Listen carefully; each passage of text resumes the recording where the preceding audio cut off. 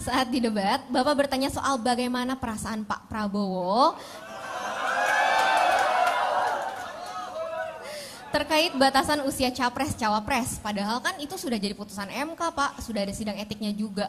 Kenapa sih Bapak masih nanyain itu? Kenapa nggak move on aja gitu, Pak?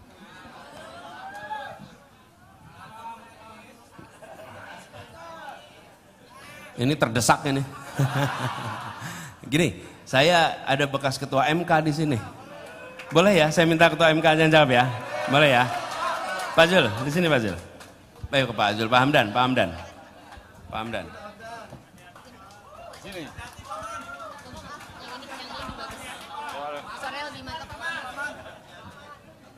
Kameranya di sebelah sana, Pak.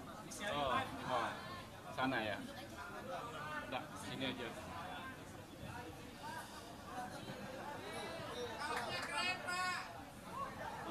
Jadi, apa tadi? Kenapa Pak Prabowo Pak Anies masih menanyakan? Kenapa soal itu? Iya. Jadi ini bukan persoalan move on, tidak move on. Tapi ini adalah persoalan bangsa dan persoalan negara. Kita itu tahun 2001 ada TAP MPR. TAP MPR 2001 itu mengenai etika berbangsa dan bernegara. Seluruh pejabat negara, seluruh warga negara, sampai kapanpun itu harus memiliki, mengembangkan, dan menghormati etika. Jadi, etika itu kan menyangkut baik dan buruk, budaya malu. Kalau tidak punya etika, dia tidak punya malu.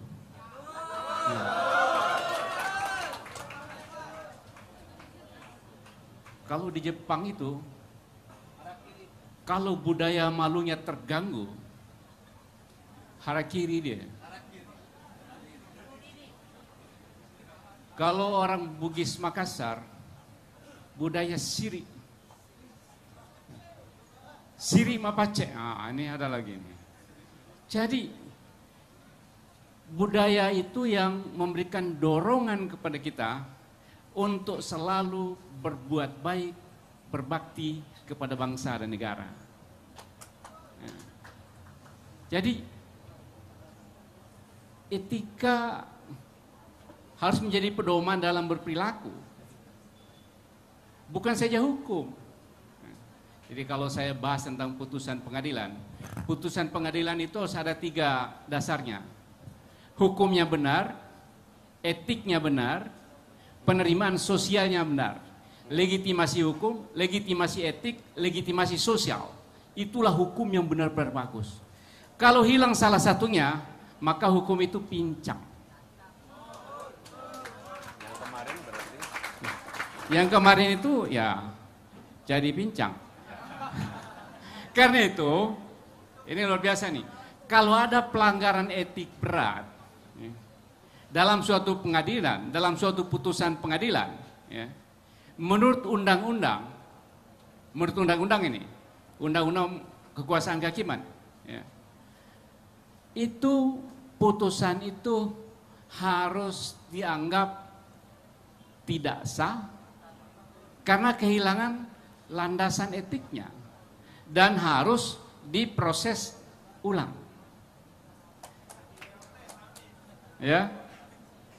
Jadi itulah masalah etik, bukan masalah move on, tidak move on, tapi ketika pejabat pemerintahan atau calon pejabat pemerintahan tidak menghormati atau mengabaikan etik, kita tidak bayangkan bagaimana bangsa kita ke depan.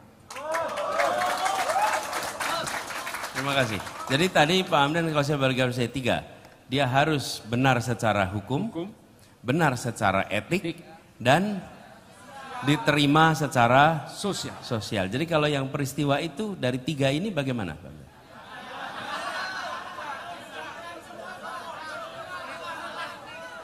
Hanya hukumnya saja, hukumnya sah putusannya, tidak bisa diganggu-gugat. Tapi karena etiknya tidak terpenuhi, penolakan sosial terjadi hanya satu. Jadi bayangkan kalau ada 3 kakinya, tinggal 1, kepotong 2, runtuhlah negara hukum. Ini runtuh negara hukum. Hukum bisa ditekuk, ya. Hukumnya benar, tapi etikanya nggak ada.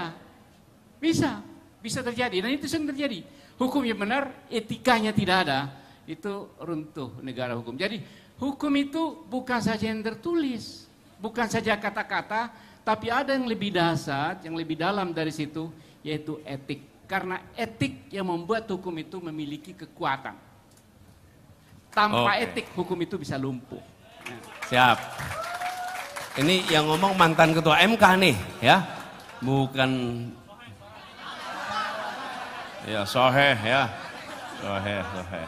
Dan sekarang bawa Pak Hamdan, ini Prof Hamdan, ini tulisannya ini negara hukum bukan negara kekuasaan. Mungkin balik Ban, biar saya bisa lihat Pak Hamdan. Biar saya bisa lihat. Nah, tuh. Ya.